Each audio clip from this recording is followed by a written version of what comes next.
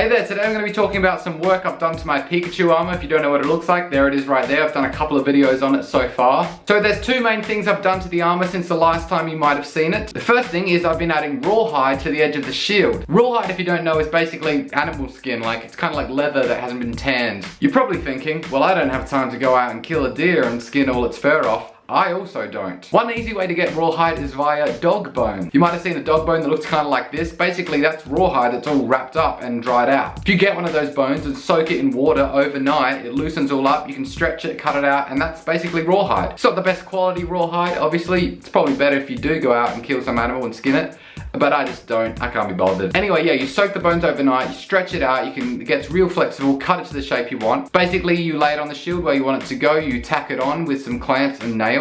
Then you want to leave those clamps on overnight and hold it in place, and overnight, over maybe 24 hours or so, it'll go really dry, and as it dries it contracts, so it gets very tight. It does provide a fair amount of protection for the shield as well. You can see right here on the parts that I haven't added the rawhide to, when I hit it, it kind of splinters and damages it. When I hit the parts that do have the dried out rawhide, it really does protect it from getting damaged. Haven't finished that yet though, but I'm working on it. Also, I added some fur to the cape. Here's what the cape looks like before I added the fur to it. Now to get the fur, I just bought this weird hat from a thrift store, cost me $2. The thing is, if you're willing to do a little bit of work when it comes to cosplay, you'll get stuff much cheaper. Obviously, I had to cut all this hat apart to get the strips of fur that I needed, but if I went to a fabric store and bought like a big meter-long thing of that fur, it would have cost way more than $2. Anyway, I cut it out and I used contact cement to add it to the top and the sides, but I left the bottom all ripped and furless. When the contact cement had dried and I'd added it to all the sides, I then used super glue to kind of fix some of the parts where I didn't quite glue it down properly. I also sprayed the whole thing with hairspray, and that allowed me to kind of mold the fur to point in the directions that I wanted. I could point them to cover up certain parts that I kind of screwed up as well, so that was good. Then I used watered down red and black acrylic paint